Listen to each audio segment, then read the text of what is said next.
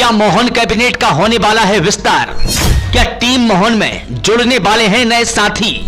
रामनिवास रावत की हार के बाद कयासों का दौर शुरू। कमलेश शाह बनाए जा सकते हैं कैबिनेट मंत्री। 4 सीनियर विधायक भी बनाए जा सकते हैं मंत्री। रावत की हार से निर्मला सप्रे की उड़ी नींद। देखिए स्वतंत्र इंडिया न्यूज की यह खास रिपोर्ट। मध्य प्रदेश में मोहन यादव की 11 महीने पुरानी सरकार में जल्द ही कुछ नए बदलाव होने की संभावना है।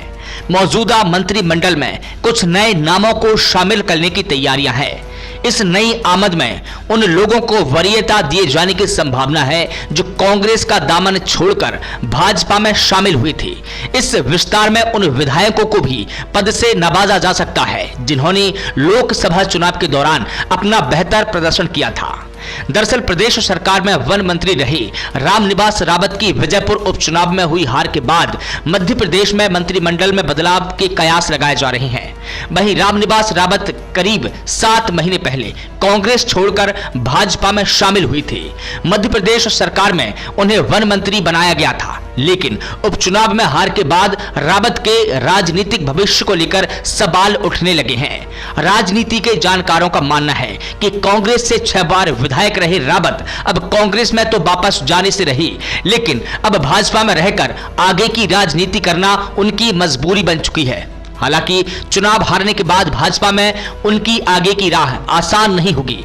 उन्हें किसी निगम या मंडल में अध्यक्ष बनाया जा सकता है। दिसंबर 2023 में वजूद में आई प्रदेश की डॉक्टर मोहन यादव सरकार में इस समय मुख्यमंत्री समेत कुल 30 मंत्री मौजूद है। इनमें 19 कैबिनेट मंत्री है, 6 स्वतंत्र प्रभार वाले और 4 राज्य मंत्री का ओहदा रखने वाले मंत्री शामिल है। प्रदेश में मंत्रिमंडल के आकार के लिहाज से फिलहाल इसमें 4 और मंत्रियों को शामिल किए जाने की गुंजाइश है। इसके मुताबिक मंत्रिमंडल विस्तार को आकार दिए जाने की चर्चाएं चल पड़ी है। सूत्रों का कहना है कि विस्तार कवायद में पहली तरजीह कांग्रेस से पलायन कर भाजपा की शरण में आए कमलेश शाह का नाम प्राथमिकता से गिनाया जा रहा है। वहीं दूसरी ओर विजयपुर में मंत्री रहते रामनिवास रावत की उपचुनाव में हुई हार ने बीना विधायक निर्मला सप्रे की नींद उड़ा दी है, क्योंकि यदि बीना में उपचुनाव की स्थिति बनती है तो उन्हें रावत की तरह कड़ी चुनौती का सामना करना पड़ सकता है। संभावित उपचुनाव को देखते हुए निर्मला सप्रे सरकार पर बीना को जिला बनाने की घोषणा करने को लेकर दबाव बना चुकी है, लेकिन पूर्व मंत्री और खुरई विधायक भूपेंद्र सिंह की नाराजगी के चलते सरकार ने इसकी घोषणा नहीं की। उनकी सदस्यता रद्द करने की मांग को लेकर नेता प्रतिपक्ष उमंग सिंघार ने जुलाई में विधानसभा अध्यक्ष नरेंद्र सिंह तोमर को आवेदन दिया था, जिस पर स्पीकर ने अभी तक कोई फैसला नहीं किया है। उमंग सिंघार ने इस मामले को लेकर हाईकोर्ट जाने की बात कही है। वहीं दूसरी तरफ अमरवाड़ा से विधायक कमलेश शाह ने लोकसभा चुनाव के दौरान मार्च में कांग्रेस छोड़कर बीजेपी ज्वाइन की थी। बीजेपी ज्वाइन करने के साथ ही उन्होंने विधायक पद से भी इस्तीफा दे दिया था। सूत्रों का कहना है कि भाजपा ने उन्हें मंत्री बनाने का आश्वासन दिया था, जिससे शाह भाजपा में शामिल हुई थी। अमरवाड़ा में जुलाई में हुए उपचुनाव में कमलेश शाह ने जीत दर्ज की थी, तभी से उन्हें मंत्री बनाए जाने की अटकलें लगाई जा रही।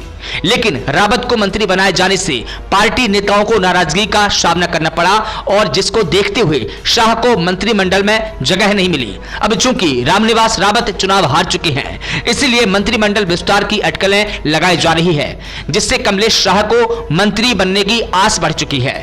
विधायकों की संख्या के मान के अनुसार मध्य प्रदेश सरकार की कैबिनेट में मुख्यमंत्री के अलावा 34 मंत्रियों को शामिल किया जा सकता है। मोहन कैबिनेट में 31 मंत्री थे, लेकिन रामनिवास रावत के चुनाव हारने के बाद मंत्रियों की संख्या 30 बची है। इस लिहाज से कैबिनेट में अभी 4 मंत्रियों को शामिल करने की गुंजाइश बची है। पार्टी के कई विधायक मंत्री बनाए जाने की उम्मीद लगाए बैठे हैं। अब देखना होगा कि मुख्यमंत्री डॉक्टर मोहन यादव के विदेश से वापस आने के बाद मंत्रिमंडल का विस्तार कब होगा और किन किन विधायकों को मंत्री बनाया जा सकता है। ब्यूरो रिपोर्ट, स्वतंत्र इंडिया न्यूज।